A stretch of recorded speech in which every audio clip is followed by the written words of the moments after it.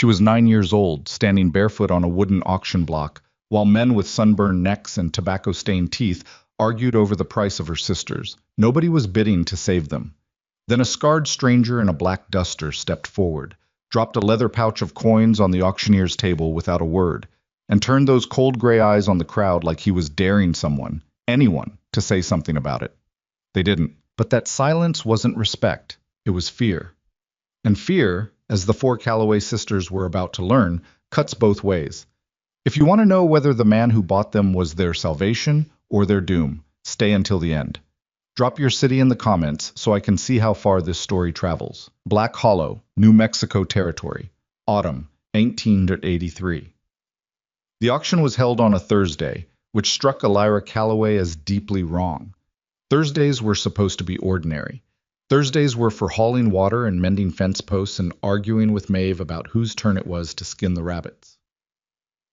Thursdays were not supposed to be the day your life got sold to the highest bidder in a dirt road town that smelled like manure and old whiskey. But here she was, 17 years old, standing on a platform made of raw pine boards outside Cutter's trading post, wearing the same dress she'd slept in for the past 4 nights, while a man named Gerald Finch, who had served as their legal guardian for exactly 6 weeks and appeared to have resented every single one of those 42 days, described her and her 3 sisters to the assembled crowd like they were livestock he'd grown tired of feeding. 4 girls, various ages, Finch announced. He had the kind of voice that sounded permanently annoyed, like he was always in the middle of a conversation he wished he weren't having. Eldest is 17, able-bodied, decent with figures. Second one's 15, strong, knows horses some. Third is 12, quiet type, won't give you trouble. And the little one, he paused and glanced at Rowan, the way a man glances at something he'd accidentally stepped on. She's 9, useful enough for house chores. They come as a lot. I won't split them. That last part was not generosity. Elira understood that immediately. Finch didn't want to split them because selling 4 unwanted children individually required 4 separate transactions, 4 separate arguments, 4 separate moments of looking a buyer in the eye and lying about the condition of the merchandise. Selling them together meant 1 deal, 1 payment, and 1 departure from his conscience, assuming he had one. The crowd that had gathered was not large, maybe 20, 25 people. Black Hollow on a weekday afternoon didn't have much foot traffic outside of the saloon, but word had spread quickly, the way uncomfortable news always does in small towns, carried on whispers that traveled faster than horses, and arrived at doorsteps before anyone was quite ready for them. Elira recognized a few faces. There was old Mrs. Pruitt from the dry goods store, who was watching with her arms crossed and her mouth set in a hard line that could have meant disapproval or just the particular expression she wore when she was pretending not to be interested in something she absolutely was. There were a couple of ranch hands she'd seen around town, leaning against the post rail and talking low to each other. There was the preacher, standing at the back of the crowd, not doing anything particularly preacher-like about the situation happening in front of him. And there were the serious buyers. Elira could identify them by the way they studied her, the clinical flat look of men calculating cost against utility. 3 of them. A heavy-set rancher named Porter, whose wife had died the previous spring, and who, according to town gossip, needed someone to run his household. A widow woman named Bess Hartley, who took in girls and worked them in her laundry operation over in Seco Falls, 20 miles east. And a thin-faced man Elira didn't recognize, standing slightly apart from the others, whose interests seemed directed specifically and exclusively at Tansy, her 12-year-old sister, in a way that made Elira's stomach turn to stone. She moved, instinctively, in front of Tansy. "Stop fidgeting," Finch said without looking at her. "I'm not fidgeting. Don't talk back neither." Elira didn't answer. She was looking at the thin-faced man, trying to memorize his face in case she needed to describe it to someone later, in case she needed to run. She was calculating distances and angles the way she'd taught herself to do in the 2 years since their parents had died, since the fever had taken their mother in March, and their father 6 weeks later, as though he'd simply decided there wasn't much point continuing without her. Since then, Elira had become very good at measuring exits. Maeve stepped up beside her. Maeve was 15 and the kind of person who communicated primarily through the set of her jaw and the angle of her shoulders. And right now both of those things were communicating that she was scared and furious in approximately equal measure, which was the most terrified Elira had ever seen her. "What do we do?" Maeve said, barely moving her lips. "I don't know yet." "That's not helpful." "I know." Behind them, Rowan had pressed herself against the back of Elira's legs, both small hands gripping the fabric of her sister's skirt. The little girl hadn't said a word in 2 days, not since Finch had loaded them into the wagon in the middle of the night back in Harlan Creek, telling them they were going somewhere better, which was such an obvious lie that even Rowan, at 9 years old, hadn't bothered pretending to believe it. She just went quiet. Rowan did that sometimes when things got bad, folded herself inward like a letter being tucked into an envelope, and waited. Finch had started taking bids. Porter went first, a number that was insulting even by the standards of the moment, a figure that communicated he was interested but not particularly invested. Bess Hartley countered, "Higher," and Elira felt something cold move through her at the thought of the laundry operation in Seco Falls, the hot water and the lye soap and the years of it, the particular way that kind of work ate a person from the outside in.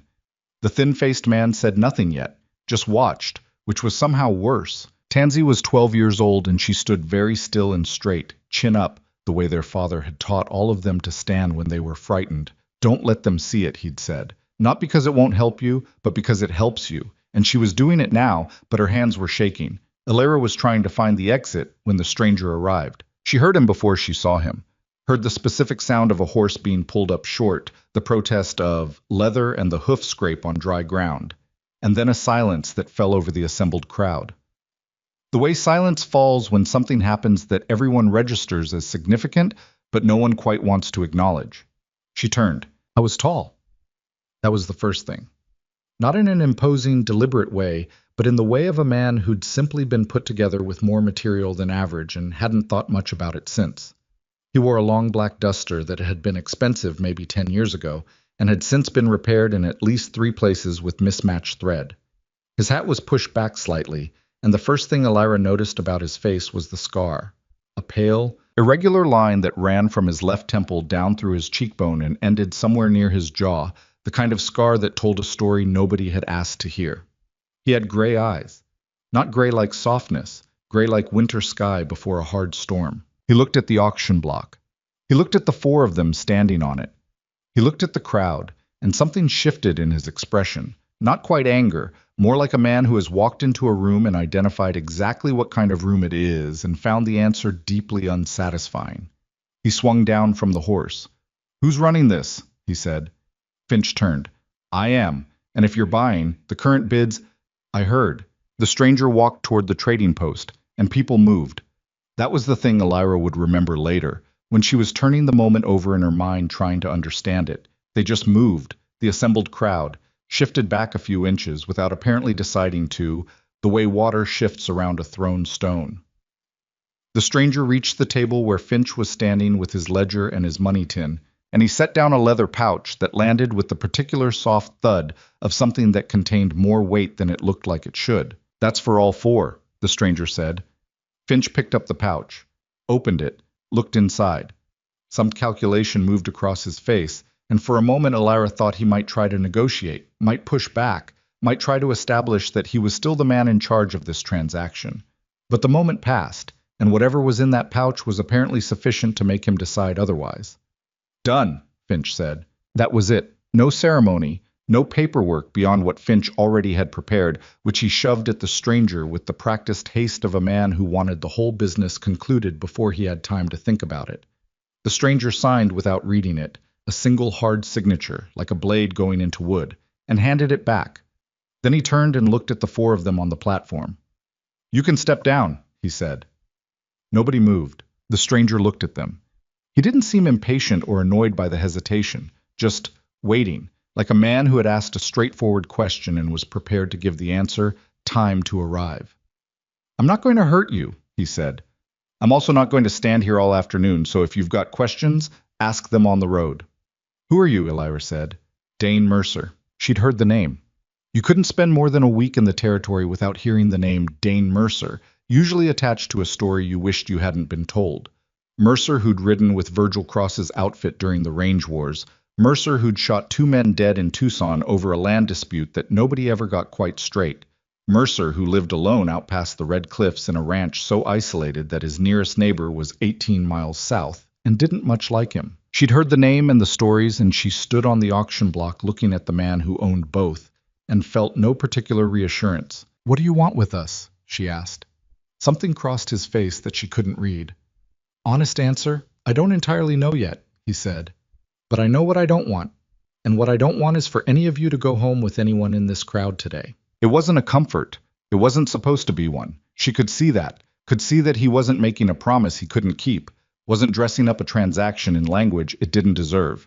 He was telling her a limited truth and leaving it at that. Maeve pressed close behind her. "What do we do?" she said again, same question as before.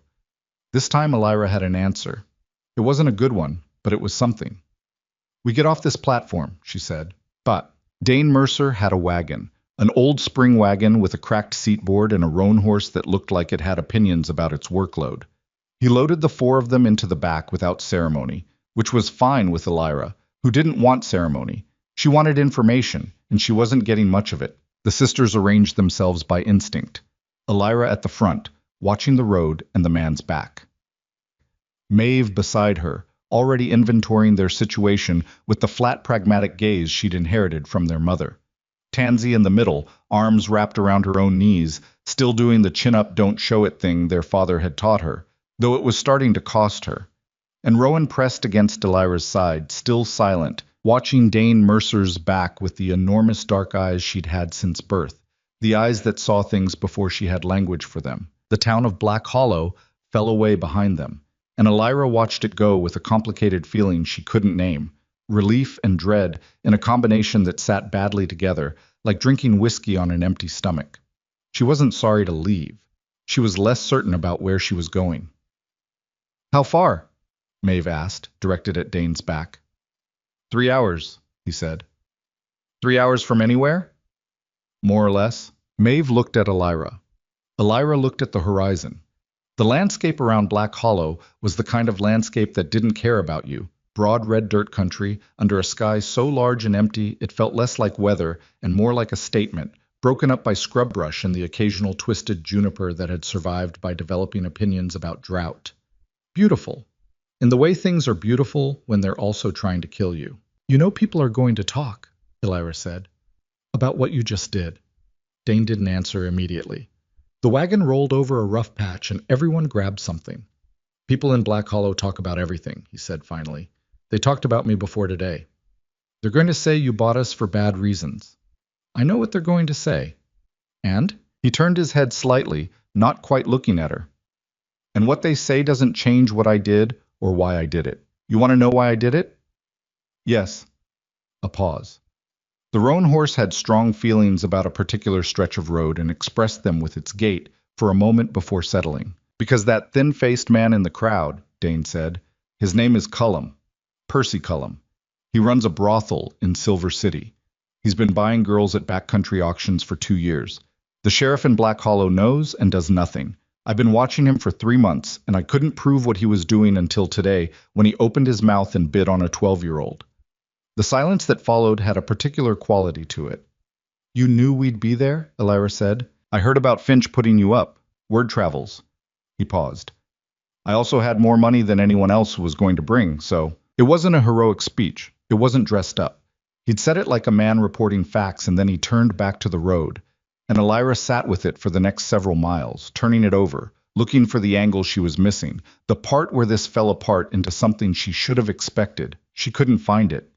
That didn't make her trust him. She'd learned the hard way that you couldn't trust people just because they'd done a decent thing, because people were capable of a decent thing, followed immediately by something terrible, capable of generosity as manipulation, capable of kindness as a first move in a game with bad rules. But she filed it. She put it in the part of her mind she kept for information that didn't fit her current categories, and watched it the way you watch weather on the horizon. Present, noted, not yet understood. "Cullum's still in town," Maeve said. "He is. Are you going to do something about him?" Dane was quiet for a moment. "I sent a wire this morning to a U.S. Marshal I know in Santa Fe. Whether anything comes of it..." He shrugged, a slight movement of one shoulder. "That part's not in my hands." Maeve looked like she had further questions about that. She usually did, but she held them. Rowan, who had been silent for most of 2 days, spoke for the first time.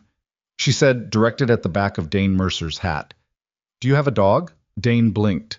He seemed for a moment slightly thrown by the question, as though he'd been prepared for accusations or challenges and had not accounted for this particular angle of inquiry. "Two of them," he said. Rowan considered this information. Something shifted, almost imperceptibly, in the set of her small shoulders. It was not trust.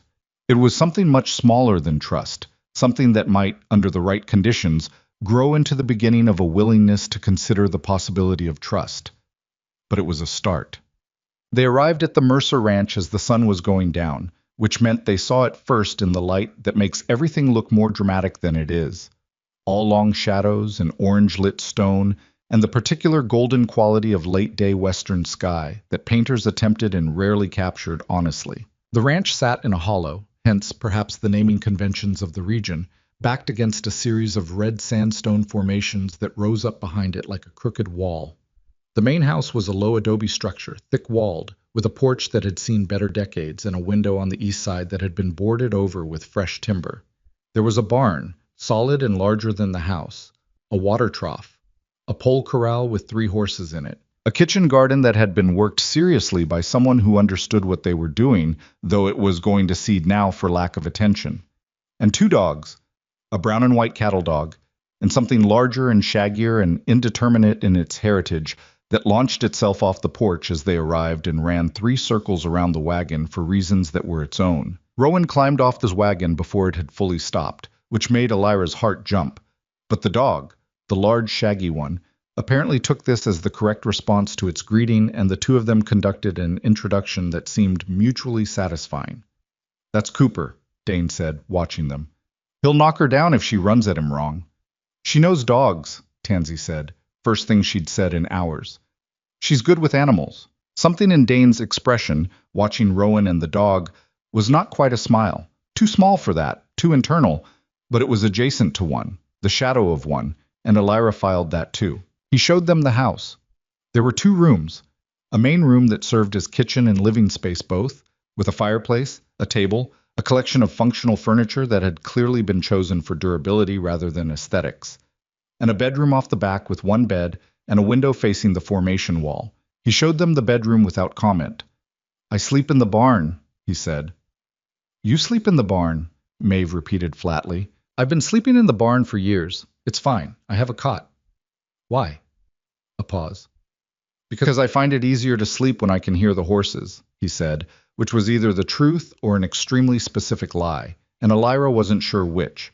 "There's a second room off the kitchen. It's got a door. It was storage.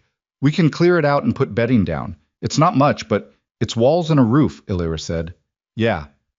We've managed with less." He looked at her then, directly, and something in his gray eyes acknowledged that statement without asking questions about it, which she appreciated more than she would have expected. There was food, dried beans and salt pork, and a half loaf of bread that wasn't fresh but wasn't inedible, and Elira took over the kitchen without being asked because it was something she could do, something concrete that put her hands to work while her mind was still moving in too many directions to sit still.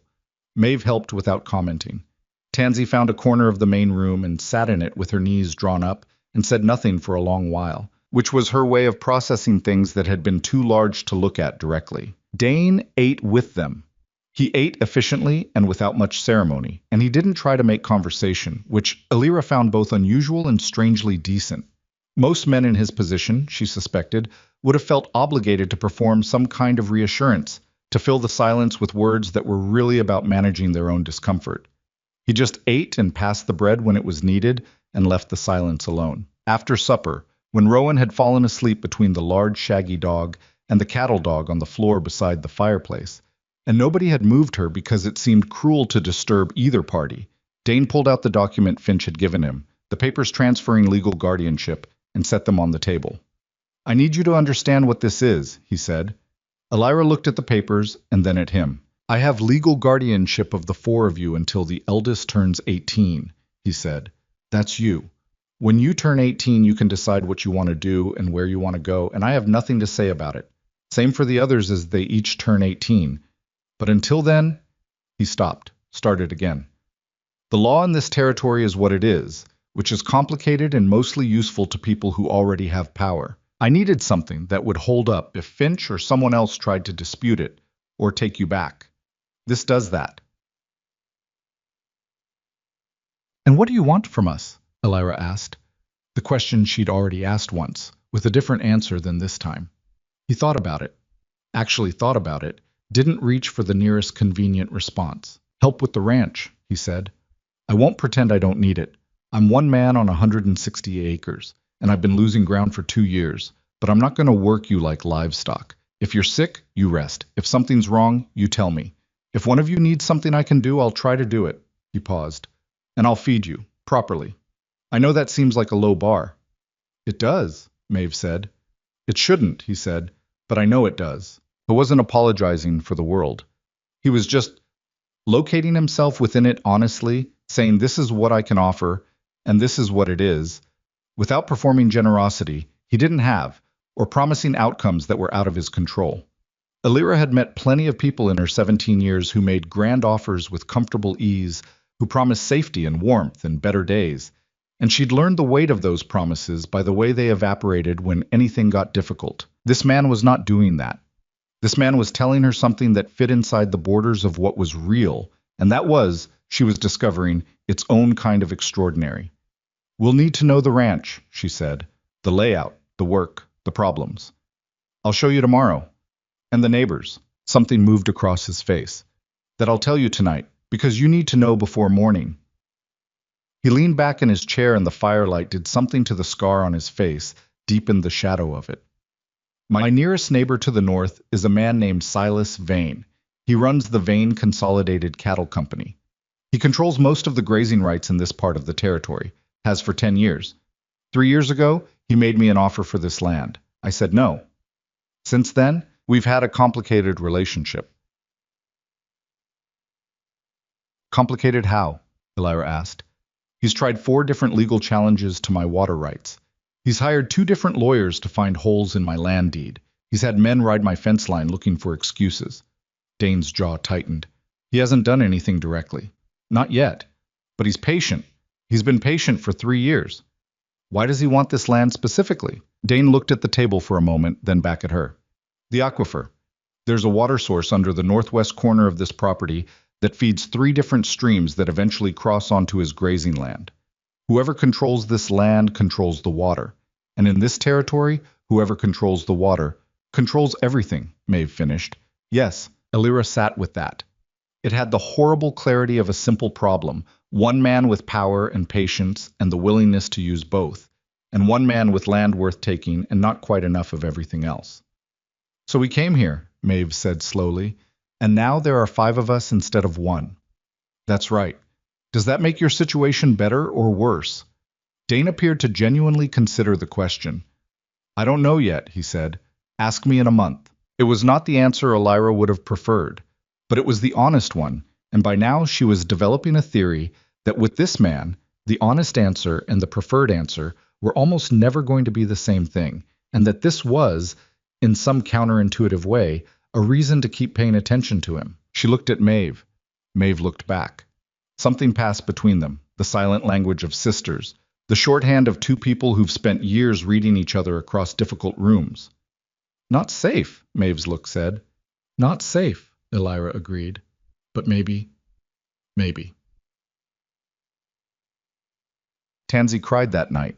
She cried quietly, the way she did everything, without performance or demand for witness, just the sound of it in the dark, muffled against what sounded like a folded arm or a sleeve.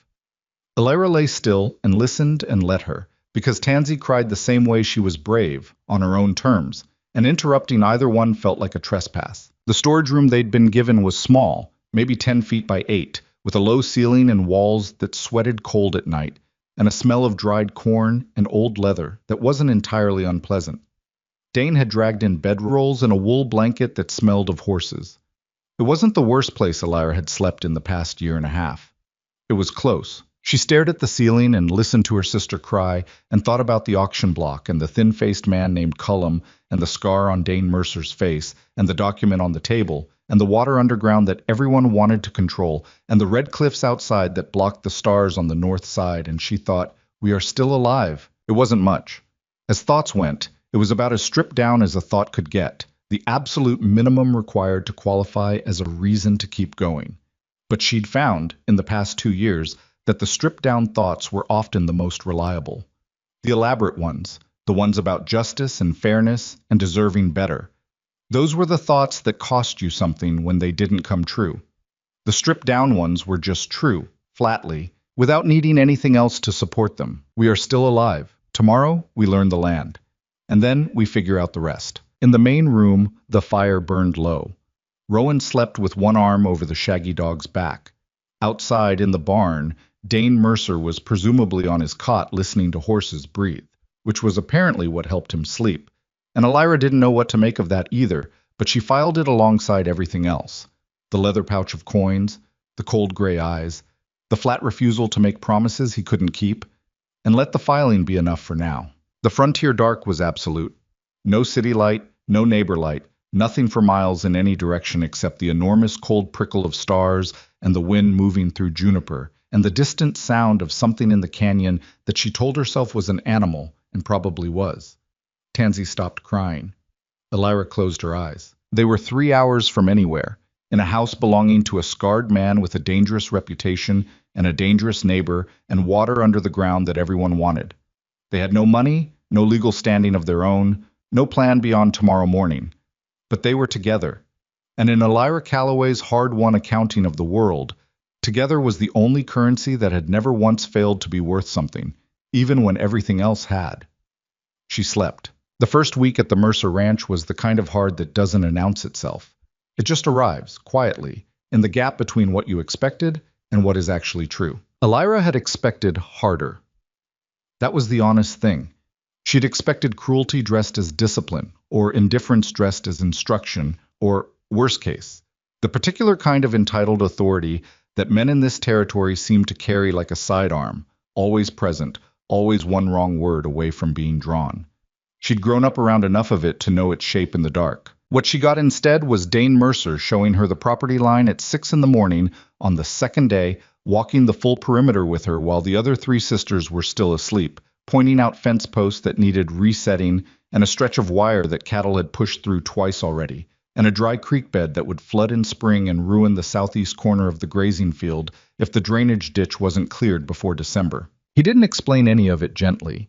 He explained it the way you explain things to someone you expect to understand, straight, fast, without softening the parts that were bad. The fence situation was bad. The drainage ditch was worse. The north pasture had been grazed down to stubble by someone's cattle that definitely weren't his, and he said that last part with a flatness in his voice that Elira had already learned to read as contained anger. "Vane's cattle?" she asked. "His men move the fence stakes at night when they think I'm not watching," he said. "I reset them. They move them again. Been going on 6 months. Have you confronted them?" 3 times. He looked at the stubbled pasture without expression. The third time, 2 of them pulled rifles. Elira looked at him. And I had my own rifle." He turned and kept walking. "But shooting Vane's men doesn't solve the problem. It gives him exactly what he wants. A legal reason to have me removed from this property." She walked beside him and thought about the patience that required. The specific discipline of not doing the thing you were capable of doing, because the thing you were capable of doing would ultimately cost you more than doing nothing. Her father had called that kind of patience the hardest work a man could do. She was beginning to understand what he meant. Maeve's first week looked different. Maeve went straight at the livestock with the same methodical intensity. She applied to every problem, taking inventory like a general counting troops before a battle she wasn't sure she could win. There were 8 head of cattle, gaunt, poorly conditioned, 3 of them showing signs of something Maeve diagnosed as nutritional deficiency without any formal training to back the diagnosis, just years of watching animals and paying attention. There were the 3 horses in the corral, a 4th horse Dane rode, and 2 mules that had opinions. There were 14 chickens, one of which was apparently sick, and Maeve wrung its neck on the 3rd day before Dane had finished his morning coffee and had the rest of the flock inspected by noon. "You knew what you were doing," Dane said, watching her. "I've been doing it since I was 10, Maeve said. She didn't say it for approval. She said it as a fact, the way she said most things. "Your father? He ran cattle in East Texas before the drought killed it. She paused. He taught me and my sister what he knew, because he said there was no point having daughters if you weren't going to teach them anything useful.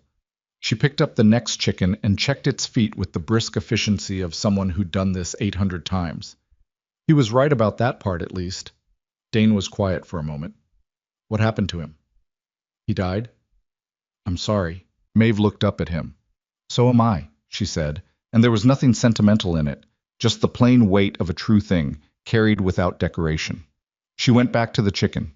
It was Tansy, though, who surprised them all. On the third morning, Tansy walked into the corral before anyone was up and spent 2 hours with the most difficult of the 3 horses, a bay gelding with a bad history that Dane had bought cheap precisely because nobody else would touch it.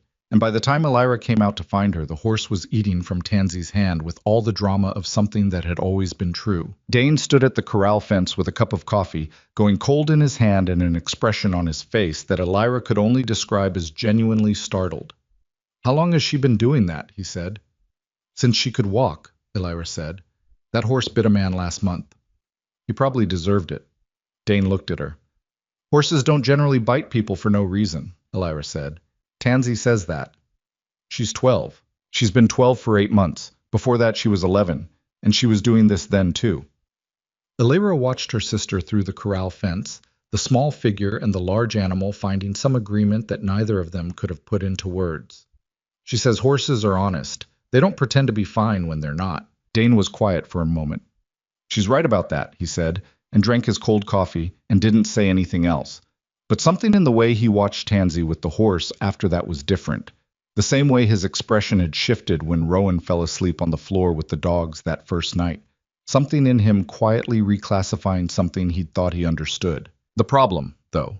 The problem that was always there, underlying everything, the way a splinter under skin is always there even when you're not looking directly at it, was Black Hollow. Dane rode into town on the Friday of the first week for supplies, and Elira asked to come. He said no the first time and yes the second time, which she decided afterward had been a test of some kind, or maybe just his way of making decisions, saying the first answer that came to him and then thinking about it until he had a better one. Black Hollow in daylight was a town of about 400 people arranged along 2 main streets in a configuration that suggested it had grown without much planning and was only now beginning to regret that.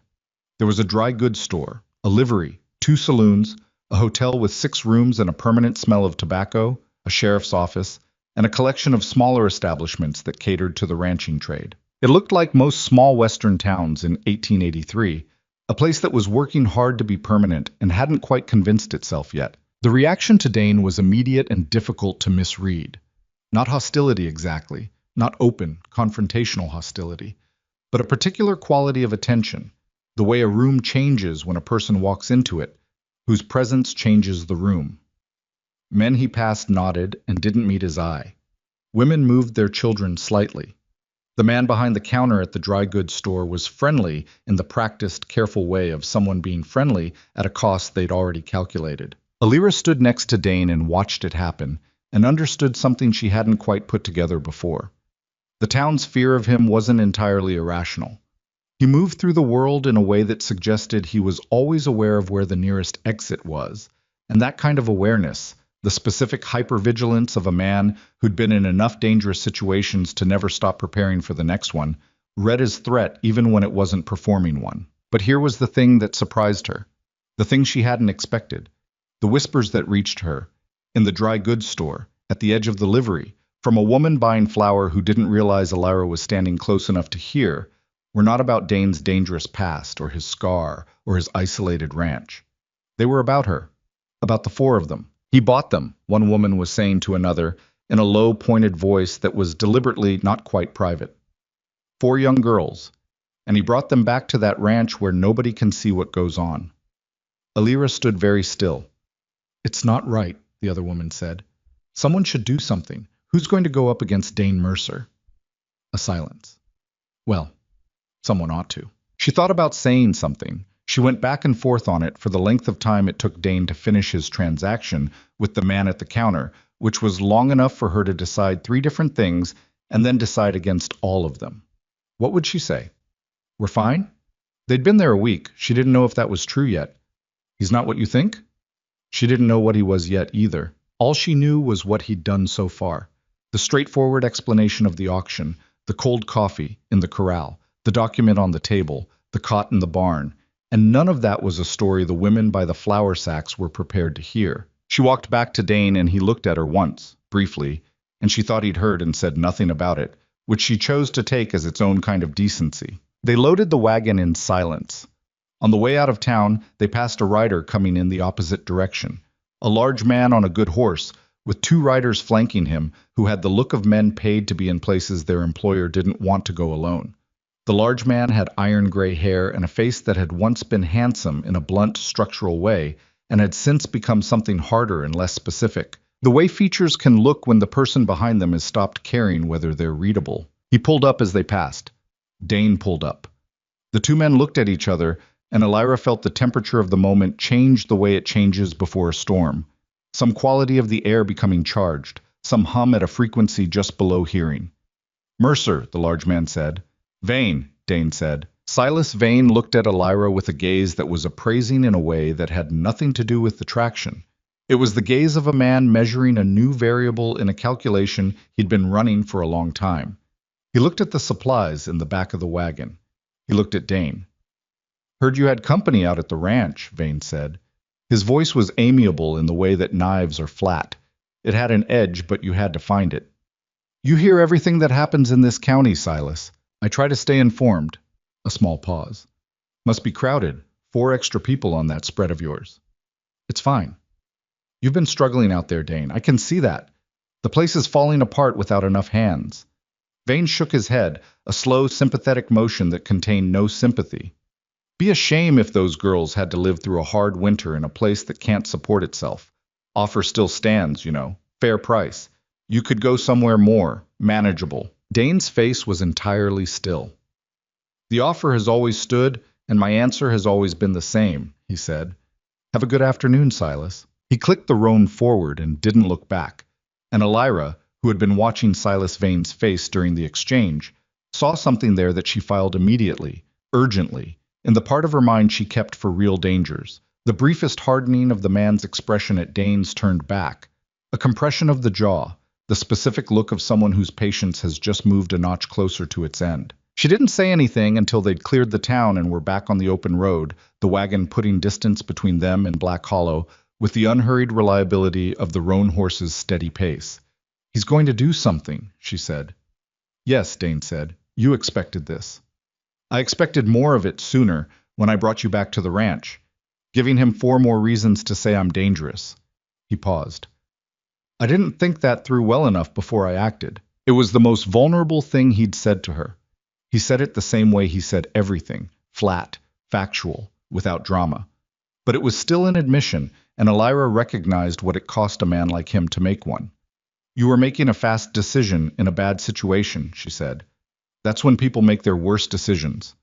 "Sometimes," she agreed, "but the alternative was leaving us on that platform." He said nothing for a while. The afternoon light was going long and the red cliffs were throwing shadows east. "I'm going to need to send a letter to a lawyer in Santa Fe," he said finally. "I want to make sure the guardianship documents are filed properly in the county records before Vane finds someone to challenge them." "He can do that?" "He can try to do anything. Whether it holds depends on whether the paperwork is right." He glanced at her. "You can write?" "I can do more than write." A pause. "I know," he said. The second week was worse than the first in the specific way that second weeks often are, the way the initial adrenaline of a new situation wears off, and the reality of it settles in, heavy and persistent as a bad knee. Elira took stock. The ranch was genuinely struggling. The cattle were underfed. The grazing fields were being encroached from the north. The water system, a series of irrigation channels that ran from the northwest corner of the property, from the aquifer's surface emergence, down through the fields, had been partially blocked somewhere upstream, reducing flow by what Dane estimated was a third. He suspected rocks had been rolled into the channel mouth up in the formation. He hadn't been able to investigate because every time he rode north, Vane's men appeared on the ridge above within the hour. "They're watching the property," Maeve said, the morning Dane explained the water situation at the breakfast table. She said it without alarm, in the same tone she'd used to diagnose the underfed cattle, as a fact requiring a response rather than a crisis requiring panic. "They have been for months," Dane said. From the ridge, there's a formation on the northwest boundary. A series of rock shelves overlooks the whole north pasture and the channel head. Good vantage. He drank his coffee. Two of them usually, sometimes three. Can they see the house? Not from there. The formations block the direct line. He paused. They can see the barn. Maeve and Elira looked at each other. We need to fix the channel, Elira said. I know that. Then we need to get to it without them seeing us go and understanding why. Dane set his cup down and looked at her with an expression she was starting to recognize. The specific look of a man who has been turning a problem over alone for a long time and has just heard someone else say the first useful thing about it. I'm listening, he said. It took 3 days to plan and 1 morning to execute. The plan was Elira's, and it was not elegant. Elegance required resources they didn't have. But it worked on the basic principle that men watching for a threat from one direction tend not to watch other directions as carefully. Maeve rode north with Dane openly, loudly, on horses, making directly for the formation the way Dane normally would, drawing the watcher's attention. Meanwhile, Elira and Tansy went west on foot through the low scrub, circling the long way, adding an hour to the journey but staying below the ridge line, invisible from above, and reached the channel head from the blind side. The blockage was exactly what Dane had suspected. 14 large rocks, rolled in by hand, too deliberately placed to be natural. They moved them in just under 2 hours, Elira and Tansy both working without speaking, communicating in the sister shorthand of people who'd been doing hard things together long enough to make language optional. When the water came back through, it came slowly at first, and then with a kind of purpose, the particular sound of water moving the way it was meant to move. And Tansy sat back on her heels and pressed her dirty hands on her knees and looked at it. We did something, she said. Yes. Tansy looked at the water. Are they going to do it again? Elira wiped her hands on her trousers. Probably. Then we'll fix it again. Probably. Tansy nodded like that was acceptable. She was 12 years old and she was sitting in the dirt next to a water channel in the territory of New Mexico, and she had just decided that probably fixing things twice was an acceptable response to them being broken twice. And that was, Elira thought, watching her sister's face in the morning light, about as much wisdom as anyone could reasonably achieve. The sabotage escalated the following week. Someone cut the fence on the south boundary overnight and drove 40 head of Vane's cattle through, and by morning they'd eaten down a section of pasture that Dane had been resting for the spring planting. He found the cut wire at dawn and stood looking at it with his hands loose at his sides for a long moment, before he bent down and picked up the wire and started coiling it without speaking. Rowan, who had accompanied him on this particular morning walk, she had developed a habit of appearing beside him at odd hours, the 2 dogs flanking them both, looked at the wire and then at the eaten-down pasture and then at Dane. That was the grass you were saving, she said. Yes. For the spring. Yes. She thought about it. Can you plant it somewhere else? He looked down at her. Maybe, he said. Depends on the season. Okay. She picked up one end of the wire coil and held it for him while he finished winding it, and he accepted the help without comment, and they walked back to the ranch together with the dogs and the morning light and the eaten-down pasture behind them, and Elira watched them from the porch and felt something complicated and difficult to name.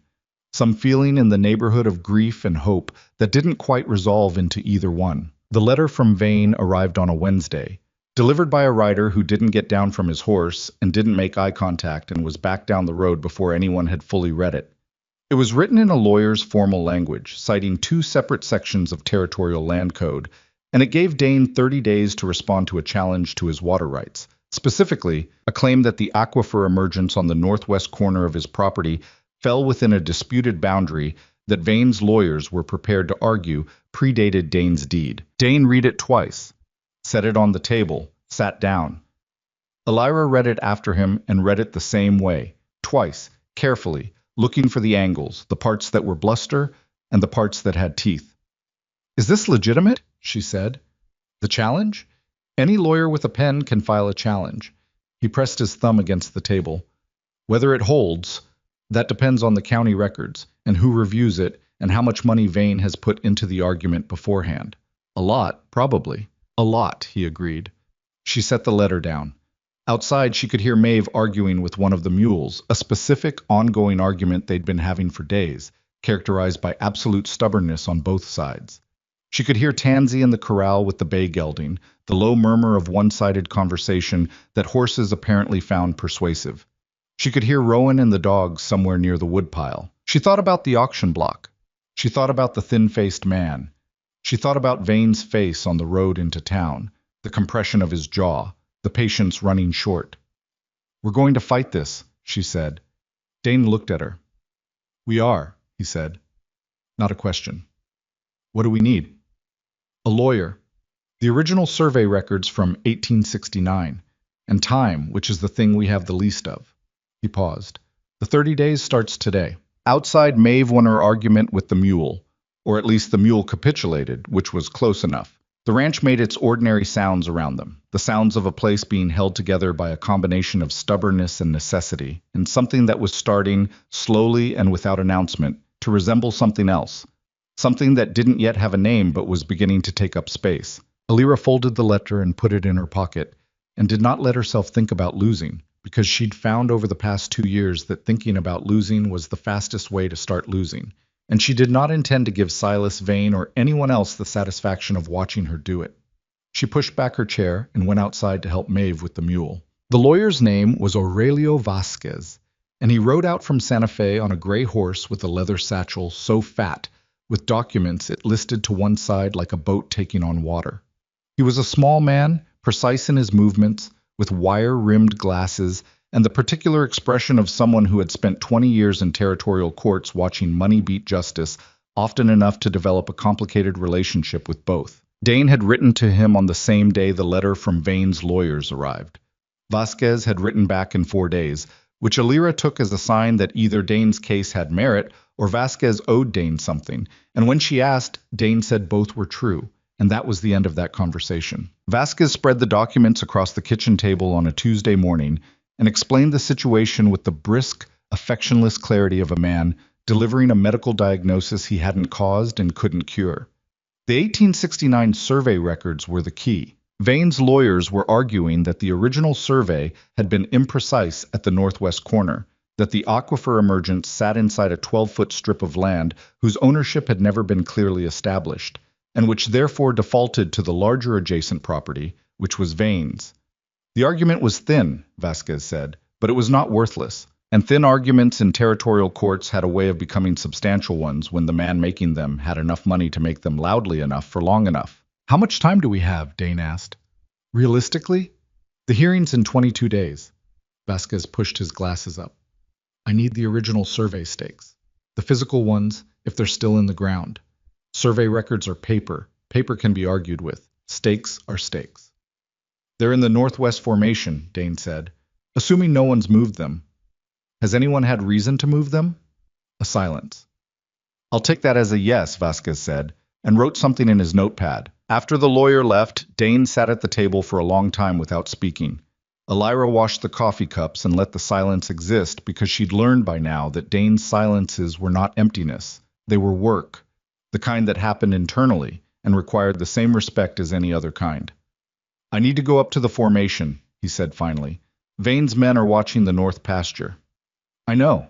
You go up there and they see you looking for survey stakes. They'll know what you're after. If those stakes are still in the ground, they won't be for long after that." He looked at her. "I know that too." "Then we can't go during the day." She hung the cups on their hooks. "And we can't go with horses. Too visible, too loud." She turned around. "Maeve and I can go tonight. We know the route now. We did it in the dark coming back from the channel repair last month. That was the west approach.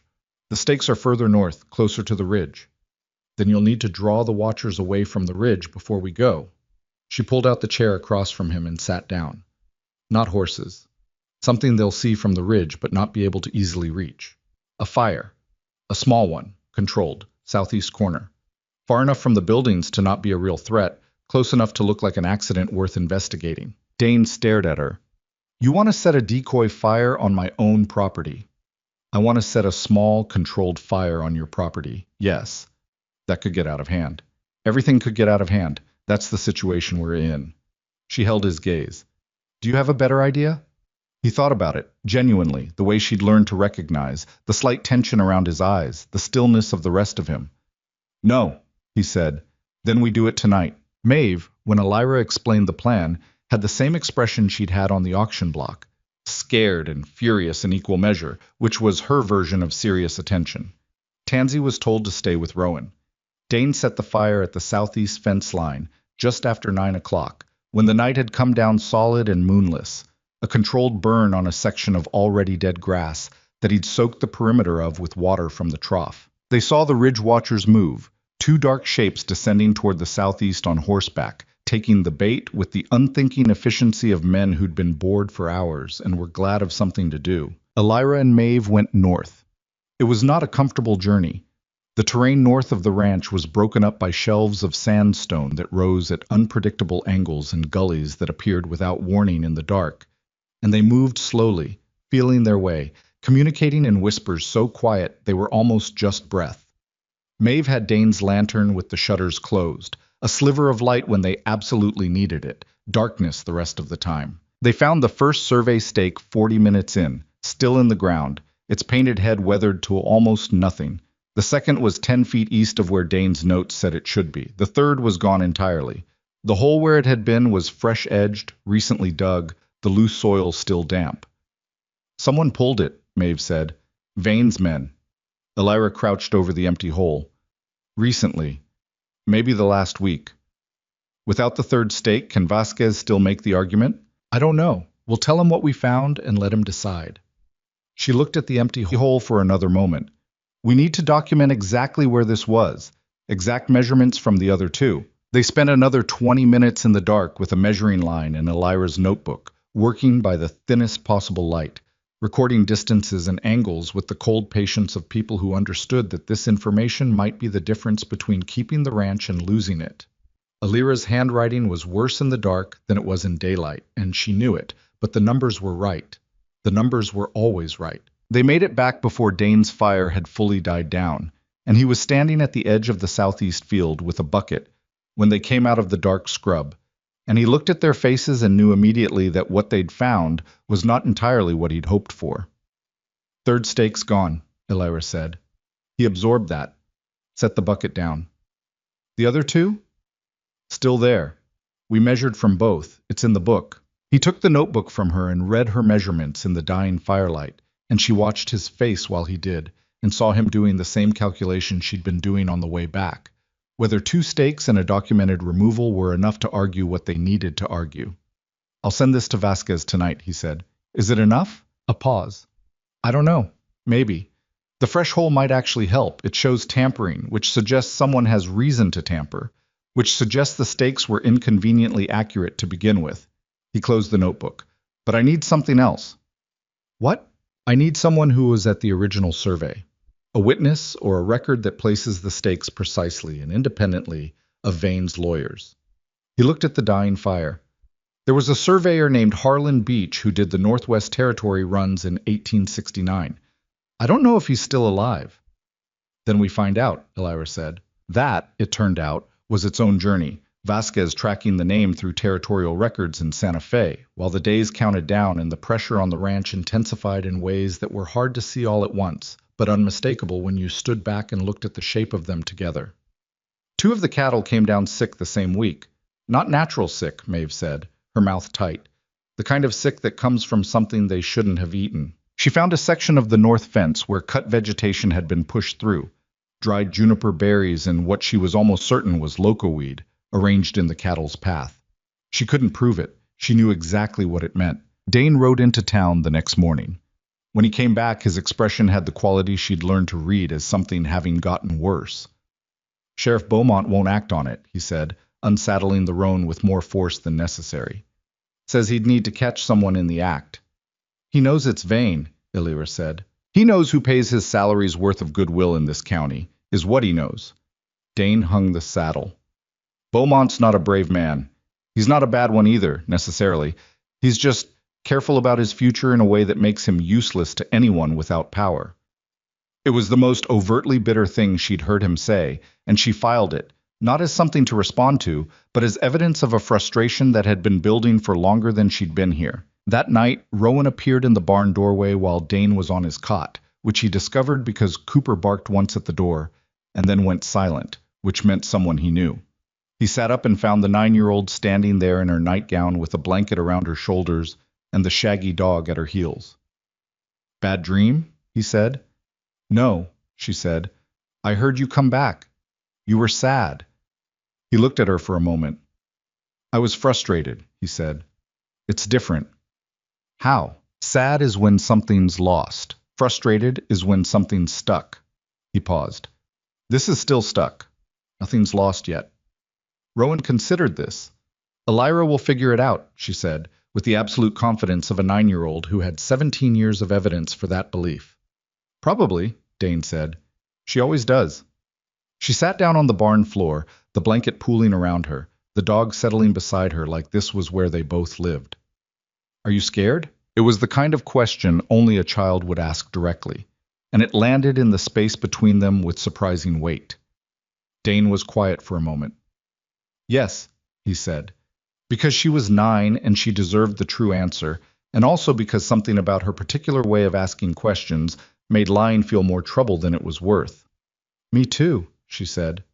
"What are you scared of?" She thought about it seriously, the way she thought about everything, with her whole face, nothing performed. "Being moved again," she said, "having to go somewhere else." He didn't say anything for a moment. "I'm going to do everything I can to stop that from happening," he said.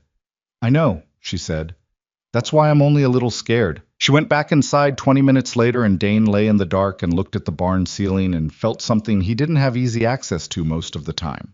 The weight of other people's fear as his own, the specific heaviness of being the person someone has decided, provisionally, without quite meaning to trust. He wasn't sure he'd earned it. He wasn't sure he could. But it was there, and it was real, and it was uncomfortable and important in the same breath. Vasquez found Harlan Beach. He was 71 years old, living in a boarding house in Albuquerque, and he was alive, and he remembered the 1869 survey with the particular sharpness of an old man whose distant memories were clearer than his recent ones. He had field notes, his original field notes, in a tin box under his bed. The measurements, the stake placements, the exact language of the northwest boundary. Vasquez sent word with the urgency of a man who had just been handed something he wasn't entirely sure how to hold. Dane read the letter at breakfast, and Elira watched his face go through something, relief, and then immediately the calculation of what relief bought them, which was not a solved problem, but a better position in an unsolved one. "He'll testify?" Dane said. "Vasquez says he's willing. We'd need to get him here." "That's 3 days each way from Albuquerque." "Then someone needs to leave today," Elira said. Dane looked at her. "I can't leave the ranch." "Not now, not with Vane's men watching and the cattle already sick."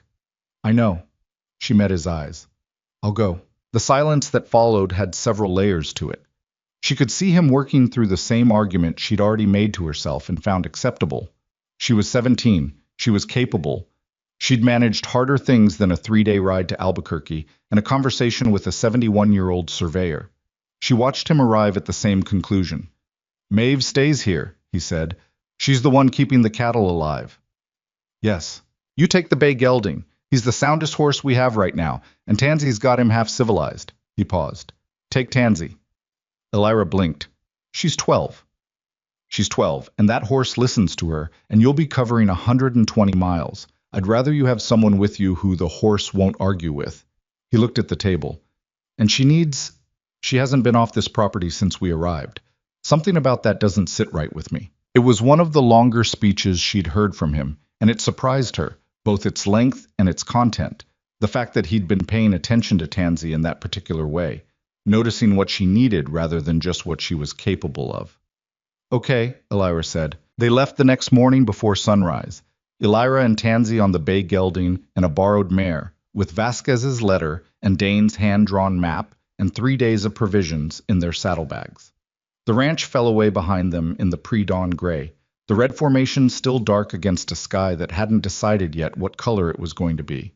Dane stood at the gate and watched them go and said nothing, which was his way, and Elira didn't look back, which was hers. What she didn't know, what none of them knew until Maeve found the evidence 3 days later, too late to stop what had already been set in motion, was that on the morning Elira and Tansy left for Albuquerque, 2 of Vane's men had ridden south to confirm something. And what they confirmed was the thing Vane had apparently been waiting to confirm before he stopped being patient. The ranch was short-handed. The surveyor was out there, alive and willing to testify, which meant the clock had just started running out. The lawyer hearing was 16 days away. Silas Vane, according to the man who overheard him say it in his own dining room and later could not bring himself to keep it quiet, looked at that information and said, "Then we don't wait for the court to tell us anything." Maeve found the first signs of it on the second evening after Elira left. A smell on the north wind that was wrong, too acrid, too early in the season for brush fire. She climbed to the roof of the barn with Rowan close behind her and looked north, toward the red formations, toward the ridge where Vane's men usually watched from. The ridge was empty, the formation above the northwest pasture, the grass that Dane had been nursing back to health since the stolen grazing 2 months before, the grass that was finally coming in green again, the grass that fed the cattle that fed the ranch, was burning. Not a small fire, not a decoy fire. The kind of fire that has been set by multiple people in multiple places simultaneously, designed not to spread naturally, but to burn fast and deliberately, to take everything in its path before anyone could stop it. The kind of fire that announces, without any need for words, that the time for legal challenges and survey records and careful patience was over. Maeve grabbed Rowan by the arm, and they were off the roof and running before the smoke had finished telling them what they already knew. Dane was at the water channel when he smelled it, and he turned north and stood for 2 seconds. Just 2. The 2 seconds it took to understand the scale of what he was seeing, and then he ran. Not away from it, toward it, because somewhere in the back of his mind, in the part that had been in enough bad situations to understand how they worked, he understood that this fire wasn't just about grass. This fire was a message, and the message was, "You are alone out here, and we are not afraid of you anymore. And this is what the end of your patience looks like." I understood it. He also understood, with the same flat, factual clarity with which he understood most things, that the message was only half right. He was not entirely alone anymore. And whatever happened next, whatever Vane had planned to follow the fire, whatever men he had moving in the dark on the other side of the formation, Dane Mercer was not going to wait for it to arrive at his door. He changed direction. He went to the barn. He went to the locked chest at the back of the stall, the one he hadn't opened in 2 years, and he took out what was inside. And Maeve, running toward him from the south with Rowan at her heels and the firelight beginning to paint the northern sky orange, found him in the barn doorway with a rifle in each hand and an expression on his face that she recognized. Not rage, which she'd expected, but the opposite of rage, the cold calm of a man who has stopped being surprised and started being purposeful. And she skidded to a stop in the dirt. "What are we doing?" she said. He looked at her. He looked at Rowan behind her, small and wide-eyed, and holding onto Maeve's sleeve. "We're not leaving," he said. Maeve held his gaze for a long moment. Then she reached out and took one of the rifles. "Show me what to do with this," she said. Dane had 20 minutes, maybe less. He knew it the way you know things, when your body has been in enough bad situations to develop its own arithmetic. Not thought exactly, more like a calculation that bypasses thought entirely and arrives already finished. The fire on the North Formation was deliberate, and it was moving fast, and it had been set by men who knew the land well enough to know where to set it, which meant they'd been watching long enough to understand the wind patterns and the grass distribution and the fact that the northwest pasture was the ranch's primary grazing ground. They weren't burning randomly. They were burning specifically, which meant the fire wasn't the main event. The fire was the opening move. He told Maeve this in the barn, quickly, while she was learning the rifle. Not the finer points of marksmanship, just the basic language of the thing, the loading and the safety and the way to hold it. So the recoil didn't knock her sideways. And she listened with the flat-focused attention she brought to every practical problem, no questions except the useful ones. "How many men does Vane send for something like this?" she said. "Depends on what he wants to accomplish." Dane checked his own rifle out of habit, the motion so well practiced it didn't require looking. "If he wants us gone and scared, 4 or 5. If he wants the deed signed over tonight," he paused. "More." "And the sheriff?" "Beaumont will hear about this in the morning, by which time it'll be over, one way or another." Maeve absorbed that. Rowan was sitting on a hay bale behind them, arms around her knees, the shaggy dog pressed against her side. She was watching Dane's hands on the rifle with the particular intensity of a child who has decided the only way to not be scared is to understand exactly what is happening. "What do we do?" Maeve said. "The canyon." Dane set the rifle against the stall wall and pulled the barn door open a few inches, looking north. The fire was larger now. The orange reflection of it on the formation walls was visible even from here, a wavering amber light that made the red stone look like it was breathing. There's only two ways onto this property from the north: the main road and the canyon passage, the narrows, about a mile northeast. Vane's men know both. If they're coming in force, they'll split. You want to funnel them. I want to get in the canyon before they do and make it so that coming through it costs more than it's worth. He looked at her. You and Rowan hold the house. Doors barred, shutters closed. The rifle is for noise as much as anything. If you fire it into the air, I'll know something's gone wrong on the south side.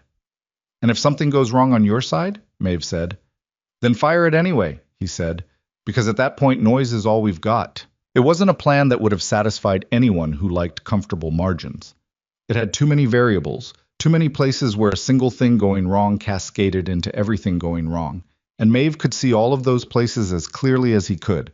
But she also understood, had understood since she was 10 years old and watching her father make decisions with bad options on all sides, that sometimes the choice isn't between a good plan and a bad plan. Sometimes it's between a bad plan and no plan is always worse. Go, she said. He went. The canyon passage was a narrow slot in the formation wall that Dane had known about since he first surveyed the property. A natural corridor maybe 15 feet wide at its broadest point, flanked by sandstone walls that rose 30 feet on either side. In daylight, it was dramatic. In the dark, with firelight from the burning north pasture painting the upper walls in moving orange, it was something else entirely, close and loud with echo and smelling of smoke and old stone and the dry mineral smell of the formation itself. Dane reached it with 8 minutes to spare, which he knew because he heard the horses before he reached the canyon mouth, heard them picking their way down the north approach road in the kind of deliberate spread-out formation that men use when they're trying to cover ground quietly and failing at it because horses are not quiet animals by nature and the terrain wasn't cooperating. 5 horses. He counted the sounds, separated them, filed them. 5, coming from the north road. Which meant however many Vane had sent around the south side to the main approach, these 5 were the canyon contingent, the ones meant to come in from behind while the front kept Dane's attention divided. He positioned himself at the canyon's midpoint, not at the entrance, which would have been the obvious place and therefore the first place they'd look, but inside where the walls narrowed and the passage bent slightly and anyone coming through had to move single file and couldn't see what was ahead until they were already committed to it. He'd laid wire across the passage floor in 2 places, knee-high, pulled tight between iron pins driven into the sandstone. Not enough to stop a horse, but enough to make one stumble, enough to create noise and confusion in a confined space where noise and confusion would ripple through a group and cost them the coordination they were counting on. He waited. The waiting was the hardest part. Not because he was afraid, or not only because of that, but because the waiting was where his mind went, places he hadn't authorized it to go. He thought about Elira and Tansy, 3 days out on the road to Albuquerque, sleeping in their bedrolls somewhere between here and there, not knowing what was happening. He thought about the tin box of documents on his kitchen table.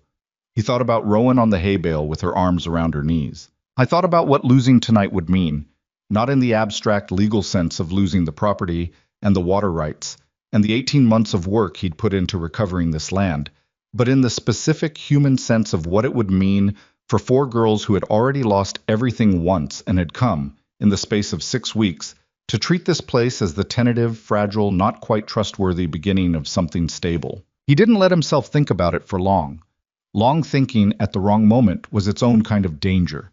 The first horse entered the canyon. Dane heard it, the change in hoof sound as it moved from open ground to enclosed stone, the slight deepening of the echo. Then the second. The rider at the front had a lantern, which told Dane he wasn't dealing with professionals, or at least not professionals who'd thought this through carefully, because a lantern in a dark canyon destroyed your night vision for everything outside its circle and announced your position to anyone watching. He could see the leading edge of the light moving toward him along the canyon floor, the shadows of the stone walls swinging as it moved. He let them come to the first wire. The lead horse hit it at a slow walk and stumbled. Not badly. Just enough, one front leg catching, and the animal throwing its head with a sharp whinny of surprise that in the enclosed canyon sounded like a much larger event than it was. The rider cursed and grabbed the saddle horn, the lantern swinging wildly. Behind him, the second horse shied at the sound, and the third horse, unable to see past the second, pressed forward and collided with it, and for approximately 40 seconds, the narrow passage was entirely occupied by 5 men on horses, none of whom could see each other clearly, and all of whom were reacting to different parts of the same problem. Dane fired into the canyon wall above them. Not at them, deliberately above, the bullet cracking against stone and showering grit. The sound in the enclosed space enormous and compressive, the kind of sound that tells your body something very serious is happening before your mind has time to assess whether that's accurate. "Off the horses," he said. His voice in the canyon had a quality it didn't have in open air, contained, directional, arriving from everywhere at once. "Guns down and off the horses. I've got the exit behind you blocked, and I can see all 5 of you and you can't see me." 2 of those 3 things were true. He chose not to specify which 2. A silence. The horses were moving, restless, unhappy with the enclosed space and the noise and the smell of smoke from the north that was drifting into the canyon now. One of the men said something low to another. Dane heard it, a name, Curly, a question about whether this was worth it, and the answer that came back was short and not encouraging, which told him these weren't Vane's hardened core. These were hired men who'd expected a straightforward nighttime ride and were reconsidering their rates. "Vane's paying you to take this property," Dane said. "I'm telling you it'll cost more than he's paying. This is a canyon with 1 exit, and I'm between you and it. Think about that before someone makes a decision that can't be unmade." Another silence, longer this time. Then, from somewhere in the middle of the group, a rifle barrel moved, not toward Dane, but down, descending, the deliberate movement of a man deciding to set something on the ground. One by one, slowly, with the grudging logic of people who have done the math and found the answer unsatisfying, the other 4 followed. It was not a victory. Dane knew that clearly. 5 men in a canyon with their guns temporarily down was not the same as 5 men who wouldn't pick those guns back up the moment circumstances shifted. But it was a pause, and a pause was what he needed. What happened next came from the south. He heard it before he understood it, hoofbeats, not from inside the canyon, but from the direction of the ranch, approaching fast, and then a voice he hadn't expected to hear until the day after tomorrow at the earliest, cutting across the open ground north of the canyon entrance. Alira's voice. "Dane." Not a shout, but pitched to carry, controlled. "We're coming in from the south road. We have someone with us." He didn't answer immediately because he was still processing the information. They were back, 2 days earlier than expected, which meant something had happened in Albuquerque, and they'd ridden through the night, which meant it was something significant enough to ride through the night for. "Canyon," he called back. "North approach. 5 men. Hold south position." A brief silence. Then, "Understood." What he didn't know yet, what Alira would explain to him later, in the particular exhausted, rapid-fire way. She explained things when she'd been awake too long and needed the information out of her head and into the world, was that they'd found Harlan Beach on the first day in Albuquerque, and found him not just willing but eager, the particular eagerness of an old man who has been waiting for his work to matter and finally sees a reason for it to. And that Vasquez, who had been in Santa Fe tracking down additional county records, had sent word that he'd found something more useful than the survey notes. A second set of records. A territorial land commissioner's report from 1871 that had been filed and apparently never indexed properly, that placed the Mercer property's northwest boundary with a precision that made Vane's lawyer's argument not thin, but worthless, and that Vasquez himself was riding through the night toward Black Hollow with both documents and the particular energy of a small, precise man who has been handed a case he actually believes in. But Alira didn't know all of that in the canyon dark. What she knew was that she'd ridden hard for 12 hours because something in Dane's last letter, sent to Vasquez and forwarded to her in Albuquerque, had had a quality of finality that she wasn't willing to accept at a distance. She'd packed Harlan Beach into a wagon with more urgency than dignity, put Tansy on the mare, and left before sunrise. They'd smelled the fire 10 miles out. Inside the canyon, Dane was working with what he had. The 5 men were still off their horses, still deciding, and the fire to the north was beginning to die on its own. It had burned what it was set to burn, and the wind wasn't carrying it south, which was luck, the specific dumb luck of a night when the wind happened to be wrong for the plan. He heard horses on the south road, Alira and Tansy, and he assumed Harlan Beach. And he heard something else, coming from the direction of the main approach, from the Black Hollow Road. More horses, moving fast, lanterns, not Vane's men. Too many lanterns, and the sound was wrong. Not the careful spread of men trying to approach quietly, but the direct purposeful noise of men with authority and no reason to hide it. Later, he would learn that the U.S. Marshal in Santa Fe, the one he'd written to 3 months ago about Percy Cullum, had been in Black Hollow for 2 days, staying at the hotel with 2 deputies, tracking Cullum's movements on a charge that had finally accumulated enough evidence to act on. And that Vasquez, riding through the night with his documents, had encountered the marshal on the Black Hollow Road an hour south and told him, with the specific and persuasive clarity of a man who speaks for a living, exactly what was happening at the Mercer Ranch tonight. Marshal Delford. Cole was not a subtle man. He arrived at the ranch property with both deputies and a momentum that made Sheriff Beaumont, who had apparently been roused from bed and forced to accompany them, look like something attached to the outside of a faster-moving vehicle.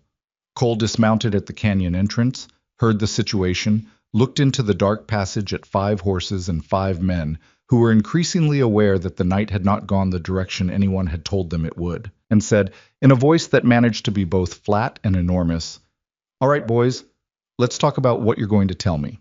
What followed was not neat. Nothing about that night was neat. 2 of Vane's South Side men, who had approached the main entrance and found it occupied by a 17-year-old girl on a bay gelding who showed no intention of moving, had already decided their better option was the Black Hollow Road in the opposite direction. And one of them was caught a mile out by Cole's deputies, and one wasn't caught until the following morning, which meant a tense 2 hours of not knowing where he was. Harlan Beach, 71 years old, and having ridden in a wagon for 2 days and a night, refused to sit down when he arrived at the ranch, and instead immediately demanded to see the northwest boundary of the property, which he inspected in the dark by lantern light with the ferocious focus of a man with something to prove.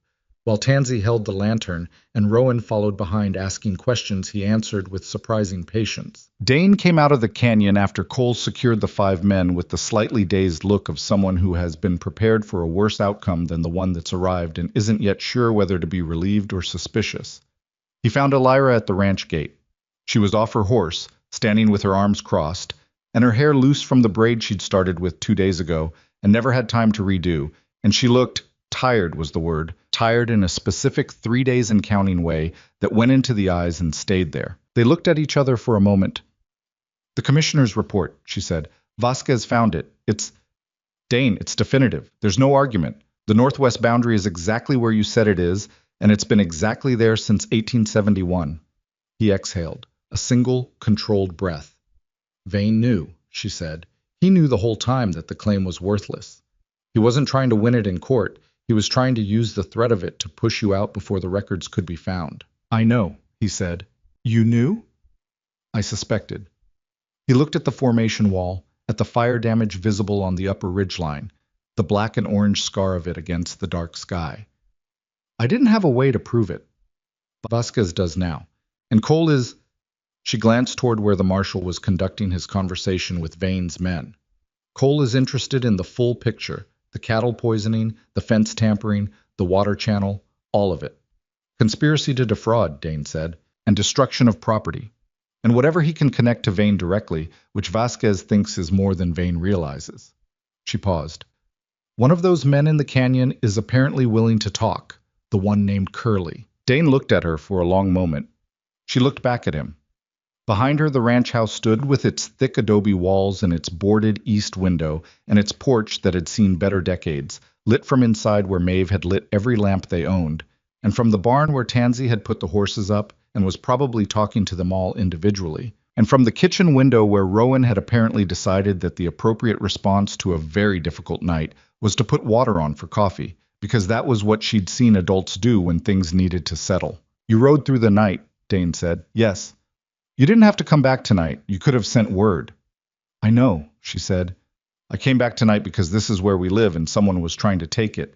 She said it the same way she said most things, straight, without extra weight on it.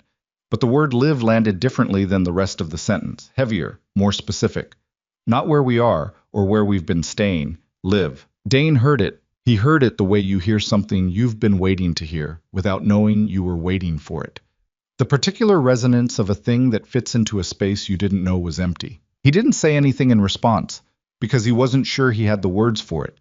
and he'd learned long ago that reaching for words you don't quite have usually produced the wrong ones. But he nodded once, and she understood him the way she'd been learning to understand him, not from what he said, but from the shape of what he didn't say around it. Inside the house, Maeve had the rifle back on the table and was drinking Rowan's coffee with both hands around the cup, the way you drink something when your hands need something to hold. She looked up when they came in together. She looked at Dane and then at Elira with the specific look she used when she was noting something she intended to think about later. "It's over?" she said. "The night is," Elira said. "Vane?" "Cole's going to want a conversation with him in the morning." Maeve considered that. "Good," she said. Just that. Rowan was on the floor with both dogs, which appeared to have become her permanent address. And she looked up at Dane when he came in with an expression of pure, uncomplicated relief. The kind that only children can produce. The kind that hasn't yet learned to protect itself with coolness or distance. "You're okay," she said. "I'm okay," he said. "I made coffee." "I see that." She went back to the dogs. Dane stood in the middle of the room that was technically his kitchen, and actually, he was beginning to understand something else now, and looked at the four of them. Elira at the table with the tiredness still in her eyes, Maeve with both hands on her coffee cup, Tansy coming in through the back door with hay in her hair, and the particular expression of someone who has just had a private conversation with a horse and found it useful. And he felt something that he did not have a name for. It wasn't comfortable. Comfort was not a thing he'd had much practice with, and he suspected this feeling and comfort were not the same thing anyway. It was more like wait, the good kind, the kind that comes from things that matter being present rather than absent, from the specific gravity of people in a room who are there because they chose to be, or because something larger than choice had arranged things this way, or because some combination of both was simply what had happened, and there was no simpler way to account for it. Harlan Beach came in from the northwest boundary at some point after midnight, 91 years of combined determination and age, and announced that the stakes were exactly where his 1869 field note said they were, which made Vasquez, who had arrived by then, exhale with a relief that was almost comical in its physical expressiveness for such a contained man. "It's done," Vasquez said, "the legal side of it. Whatever Cole builds on the criminal side is separate. Separate, but the property, the water rights. No court in this territory can touch them now." The room was quiet for a moment. Then Rowan said, "Can we sleep now?" Tansy laughed first.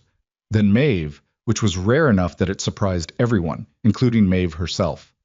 Even Elira, with all the exhaustion in her eyes, smiled. The real kind. Not the managing kind. Not the strategic kind, just a smile because something was funny, and she was too tired to perform anything other than the true reaction. Dane stood in the doorway between the kitchen and the main room and watched them, these four people who had arrived in his wagon 6 weeks ago with nothing and had proceeded, without asking permission or making announcements, to become the reason this ranch was still standing. It was the first time in years that the house had sounded like something other than a place where one man was waiting for his patience to run out. He wasn't sure, entirely, what to do with that, but he was willing, for the first time in a long time, to stay and find out. Silas Vane did not go quietly. That would have been too simple, and the territory didn't do simple. He spent the first 3 days after the night of the fire sending lawyers to every office in Black Hollow that would receive them, filing objections and counterfilings and procedural challenges with the mechanical persistence of a man who has spent 40 years learning that paper, applied in sufficient quantity, can slow almost anything down. Marshal Cole received 3 separate written demands for his credentials before the end of the first week. Vasquez received a letter threatening a defamation suit that he read, folded carefully, and placed in a file he labeled Vane. Desperation documents, which Elira found out about later and considered one of the finer acts of professional confidence she'd ever witnessed. But the thing about paper is that it only works in the absence of better paper. And Vasquez had better paper. He had the 1871 Commissioner's Report, which was unambiguous.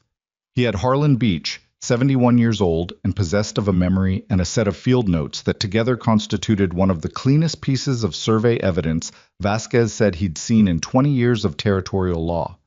He had the documented measurements Elira had taken in the dark from the Northwest Formation, which, when compared against the Commissioner's Report, showed not just that the surviving stakes matched the original survey, but that the missing third stake had been removed from a location that placed it entirely within Mercer property, making its removal not just inconvenient, but criminal. He had, in other words, a case.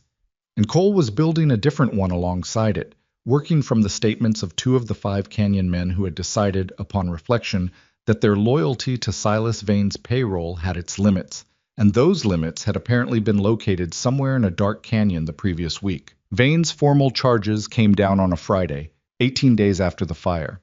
Conspiracy to defraud, destruction of property, unlawful trespass, tampering with survey markers, and the one that came from Cole's separate investigation, the one that reached further back than anyone in Black Hollow had expected, a pattern of fraudulent land acquisition going back 9 years, in which Vane had used similar pressure tactics against at least 4 other small property holders in the territory, 2 of whom had sold under duress, and one of whom, an elderly sheep rancher named Cordell, had died of a stroke 6 months after losing his property in circumstances that Cole was not prepared to call natural causes and was not prepared to call anything else yet either. The town of Black Hollow received this information the way small towns receive large information, in waves, each wave arriving slightly distorted from the previous one, the original facts gaining and losing detail at each retelling until what circulated through the saloon and the dry goods store and the church pews on Sunday was a version of events that was approximately 60% accurate and 100% dramatic.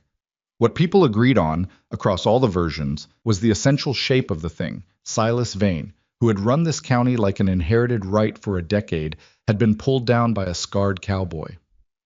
Nobody trusted, and 4 orphan girls nobody had thought to count. Dane heard the various versions of the story secondhand, mostly from Vasquez, who found the town's narrative creativity professionally interesting. He did not go into Black Hollow for the first 2 weeks after the fire. He stayed on the ranch and worked, because the north pasture had been burned and the cattle were underfed, and there was a fence line that needed 3 days of full attention and a drainage ditch that winter had started filling in at the upper end. The land needed the same thing it always needed, regardless of what the legal situation was doing: work, and then more work, and then the kind of patience that looks like stubbornness from the outside and feels like necessity from the inside. The sisters worked alongside him. Not because he asked them to, or not only because of that, but because the ranch was theirs now in some way that had no formal name and didn't need one. Elira had understood this intellectually from the beginning. She understood it differently now, in the body, in the specific muscle memory of a person who has pulled weeds from the same kitchen garden 3 times and rebuilt the same fence post twice and knows where the roan horse's blind spots are, and which floorboard in the main room creaks at 2 in the morning when someone is trying to get to the kitchen without waking anyone. Maeve had the cattle back to reasonable condition by the end of the 3rd week. She did it through a combination of adjusted grazing rotation, supplemental feed she'd negotiated out of the dry goods store in Black Hollow on the strength of Dane's account, which apparently had more credit available in it than he'd been using, something she pointed out to him with the specific tone she used for things she considered unnecessary, self-deprivation, and a stubbornness about the 2 sick ones that kept her in the barn past midnight, 3 nights running until they turned the corner. They turned the corner. She did not celebrate this, but she sat with them for an extra hour after it was clear they were going to be fine, which was her version of the same thing. Tansy had the bay gelding fully gentled by November, which Dane said was impossible in that time frame, and Tansy did not argue with him because she'd found that outcomes were more persuasive than arguments. She'd also started working with the other horses in a more structured way, not just handling them, but observing them, cataloging their responses, keeping notes in a small journal she'd found among the ranch's supplies, and claimed without asking and filled with observations that read like field notes. If field notes were written by someone who found horses more legible than people, which, for Tansy, they were. "You should teach this," Elira told her one evening, watching her bring the 3rd horse through a ground exercise she'd apparently invented herself. Tansy looked up. "Teach who?" "People who need it. There are ranches all over this territory with horses that are half ruined by bad handling." Tansy considered it.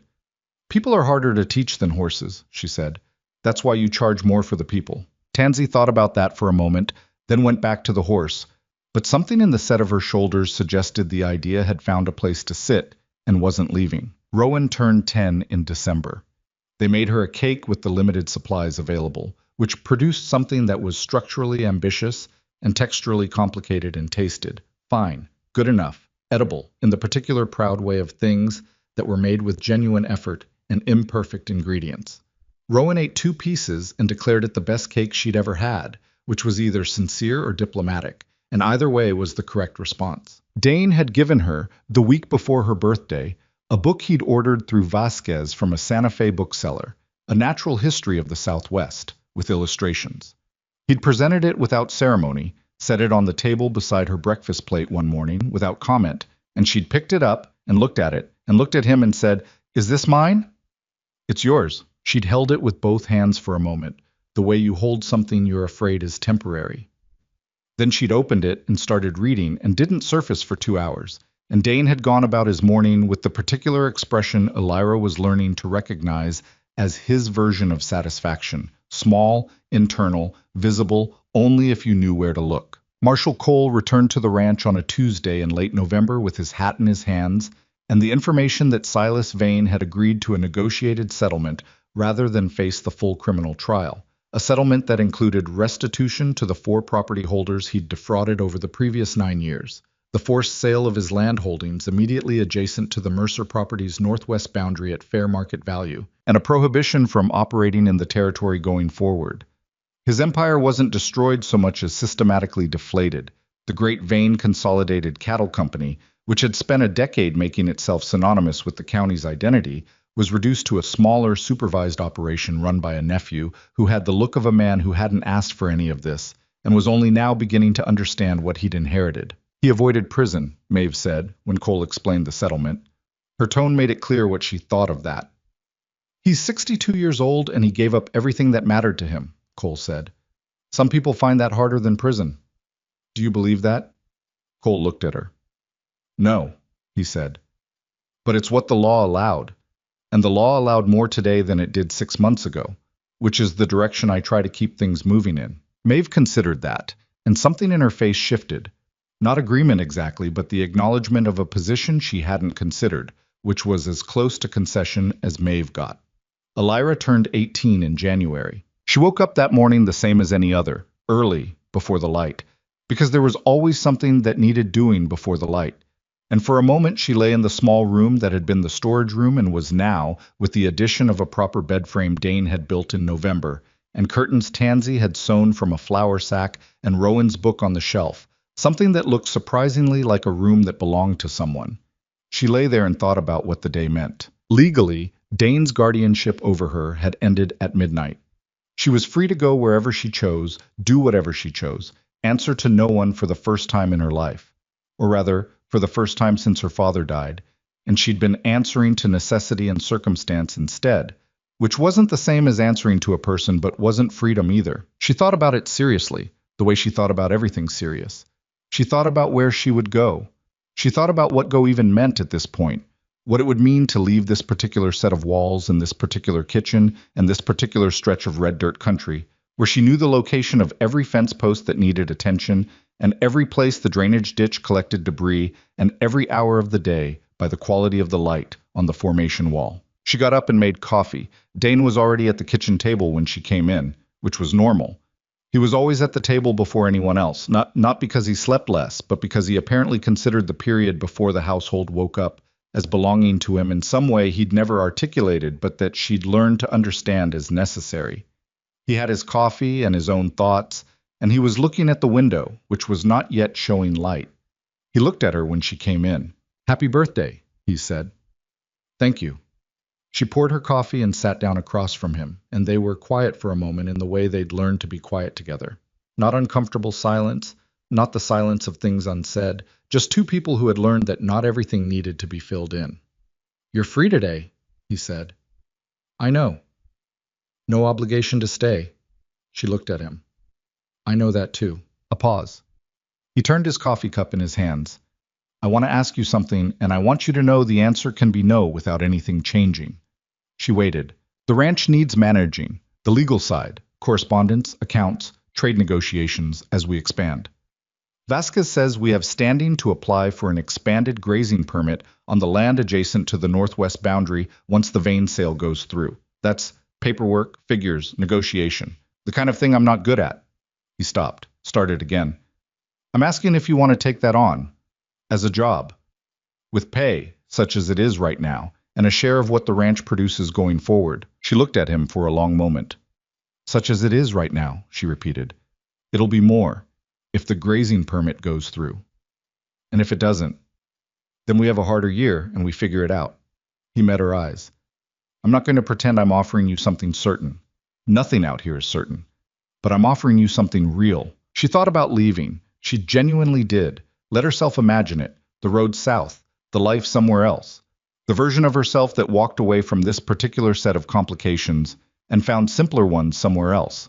She thought about it for 10 honest seconds. The grazing permit application, she said. What's the timeline?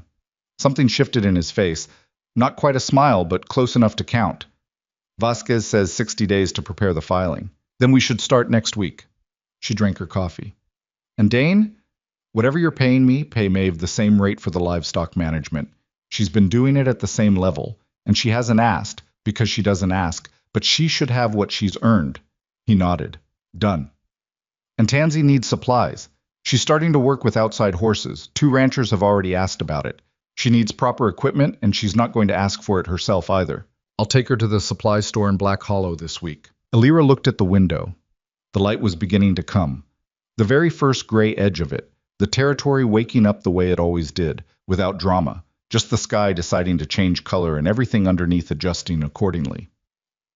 She thought about her father, briefly, the way she sometimes did in the early morning, not with grief exactly, or not only grief, but with the particular awareness of a person who has been shaped by someone no longer present and carries that shaping the way you carry a scar, not as damage, but as evidence of something that happened and mattered and made you different than you would have been otherwise. He would have liked this place, she thought. He would have liked this complicated, difficult, imperfect situation, the land that needed constant work, and the water that everyone wanted, and the man with the scar who slept in the barn and said less than he meant and meant more than he said. Her father had always respected people who didn't pretend things were easier than they were. Okay, she said, just that. Spring came the way it comes to that part of the territory. Not gently, not with the soft arrival that people from elsewhere expected, but with force and argument, sudden warm days followed by late cold, the creek running hard with snow melt from the formation and the kitchen garden needing attention before the ground made up its mind about the frost. Elira managed the permit application from the kitchen table with Vasquez's correspondence on one side and the ranch account books on the other. And the account books, by March, were showing something they hadn't shown the previous year. Not profit, exactly, not yet, but the absence of the deficit that had been widening steadily for 2 years before the sisters arrived. The line was moving in the right direction. Maeve had 12 healthy cattle and was negotiating for 2 more. She had also, somewhat to everyone's surprise, including her own, begun teaching the rancher's son 3 miles south, a 15-year-old boy named Willis, who wanted to work with livestock, and had been told by his father that he needed to find someone who knew what they were doing. He arrived on Tuesdays and Thursdays on a spotted pony and followed Maeve around with a notebook and the genuine attentiveness of a student who has found a subject worth taking seriously. Maeve taught him with the same brisk, undecorated efficiency with which she did everything. No praise, clear correction, the implicit understanding that he was expected to remember what she told him because she wasn't going to say it twice. He remembered everything. After 6 weeks, she told Elira that he was decent, which from Maeve was approximately equivalent to someone else saying he was exceptional. Tansy's horsework had quietly become the thing people in the county talked about before they quite had language for what they were observing. She didn't advertise. She didn't need to. The ranchers who brought her difficult horses brought them back for the next difficult horse, and they told other ranchers. And by April, she had a waiting list and a small income of her own that she managed with the methodical competence of someone who had been paying attention to how Elira handled money without ever appearing to pay attention. She bought herself proper equipment and a second journal and a pair of work gloves that fit properly.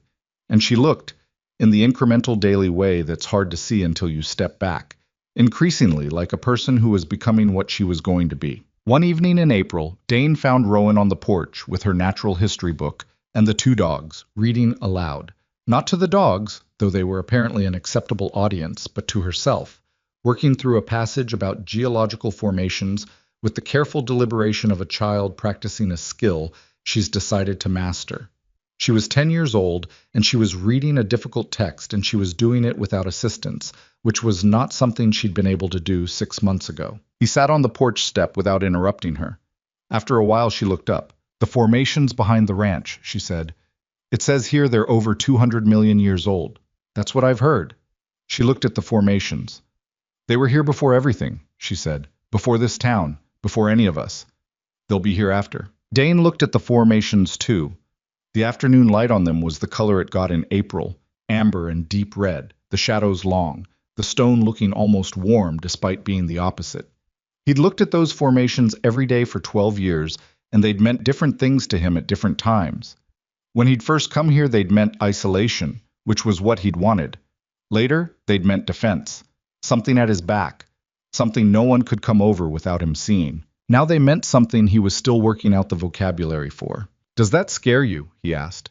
"That they'll be here after?" Rowan thought about it seriously, the way she always did. "No," she said. "It makes me feel like what happens here matters, like it gets," she searched for the word, "absorbed into something that lasts." He looked at her. 10 years old. 9 months ago, she'd been standing barefoot on an auction block, not saying anything, because the silence was the only protection she had. "Yeah," he said. "I think you're right about that." She went back to her book. He stayed on the step until the light changed. The grazing permit came through in May, 63 days after Alira filed it, which was 3 days over Vasquez's estimate, a fact she noted in the account books with the specific notation close enough in the margin, which was as close as she got to celebrating something administrative. The expanded northwest grazing added 40 acres of quality grassland to the ranch's usable range, which meant the cattle number Maeve had been holding back on, because the current grazing couldn't support more, could now increase, which fed back into the account books in a way that made the line move in the right direction with more conviction than before. It was not a fortune. It was not a transformation. It was a sustainable ranch on 160 acres in the New Mexico Territory in 1884, which was a specific and limited thing, and everyone on it understood exactly what it was and what it wasn't. The roof still leaked in one corner when the rain came from the northeast, which it did 3 times that spring, and which Dane patched twice with diminishing confidence. The east window was still boarded. Alira had developed a plan for replacing it properly and kept not having quite enough spare time to execute it. The roan horse had definite opinions about certain patches of road that remained unchanged by any amount of relationship building. The things that were imperfect stayed imperfect. That was the truth of it, and the truth of it was somehow not a disappointment. What Black Hollow made of the Mercer Ranch in the year that followed was something that happened gradually and without announcement. The women at the dry goods store stopped whispering about the 4 girls and started cautiously asking Alira questions about the grazing permit process, because their husbands' properties had water rights situations of their own. The rancher whose son Maeve was teaching asked Dane, in the specific oblique way that territory men ask for things they aren't sure they're entitled to ask for, whether Maeve might be willing to look at his herd and give an opinion. The sheriff, Beaumont, who had been careful about his future during the Vane situation in ways that still sat poorly with everyone, stopped Alira on the street one day and said, without quite meeting her eye, that he thought what they'd done out there was, he used the word decent. She thanked him politely and did not tell him what she thought of that particular word as an assessment, because some battles were not worth the energy they cost. Dane's name in Black Hollow was still complicated. It probably always would be. The stories about him didn't disappear.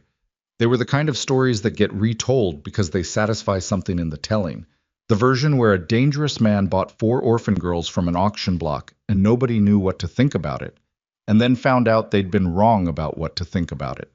The story had a shape people liked, even if, especially if, the people in it were difficult and imperfect and hadn't done any of it gracefully. He came in from the north pasture one evening in early summer and found all 4 of them on the porch. Alira with the account books, Maeve sharpening a knife with the methodical patience she applied to everything, Tansy reading her horse journal, Rowan asleep between the dogs with her natural history book open on her chest, where it had landed when she finished the chapter and let sleep take over without bothering to close it first. The evening light on the formation wall behind the house was doing the thing it did in June, the long amber thing, the light that made everything look like it was worth remembering. He stood at the gate for a moment before going in. He didn't think of anything particular. He just stood there and let it be what it was. This specific, imperfect, hard-won, unremarkable evening on 160 acres of New Mexico territory that someone had once told him wasn't worth the effort of keeping. They'd been wrong about that too. He opened the gate and went in, and the dogs lifted their heads and Cooper came off the porch to greet him, and Rowan didn't wake up but shifted in her sleep and pulled her book closer the way you hold something you don't want to lose, and Elira looked up from the account books and said, "The permit extension filing. I need your signature on 2 pages before Friday." "I'll sign them tonight," he said. "Good." She went back to the books. He sat on the porch step, his porch. His place that had never quite felt like his place until the moment it started being shared. And he looked at the formation wall in the evening light and thought about nothing in particular and everything in general, the way you think when the thing you were afraid of losing is still there, still present, still making its ordinary sounds around you. It was enough. It was more than enough. It was, in the stripped-down accounting of a man who had learned the hard way what things actually cost and what they were actually worth, everything. The frontier didn't give you easy things. It gave you hard ground and uncertain water and weather that didn't consult you and neighbors who sometimes wanted what you had. It gave you problems that didn't resolve cleanly and relationships that didn't come with instructions and work that was never quite finished, and a sky so large it could make you feel either very small or very alive, depending on the day. What it gave you, if you were willing to stay and work and trust the wrong people occasionally, and be wrong occasionally and get up the next morning anyway, what it gave you, underneath all the rest of it, was this: a place, people, a version of yourself you could look at straight on. Not a perfect version, not a finished one, just a real one. That was the story Black Hollow told about the Mercer Ranch in the years that came after. Not a story about a hero and his charges, not a story about rescue or salvation or any of the clean shapes that stories reach for when they want to be something other than true. A story about 5 people who were all, in their various ways, in trouble, and who found each other at the bottom of it, and chose, without quite meaning to climb out together. The formation stood behind the ranch through all of it, 200 million years old, Rowan had said. Here before everything, hereafter. The light on them was something else, that June evening. The kind of light that doesn't ask to be noticed, but doesn't let you look away either. The kind that just is and keeps being, and asks nothing from you except that you're present enough to see it. Elira was present, Maeve was present, Tansy was present, Rowan was asleep, which was its own kind of presence. Dane was present. They all were. That was how it ended. Not with a resolution that tied everything in a bow, but with an evening that was ordinary in the way that only things you almost lost can ever be truly ordinary. Present tense, ongoing, real. The roan horse made a sound in the corral. The dogs settled. The account books could wait until morning. The light held as long as it could, and then it let the dark come, the way it always does, the way things do when they're finished being one thing and ready to become the next.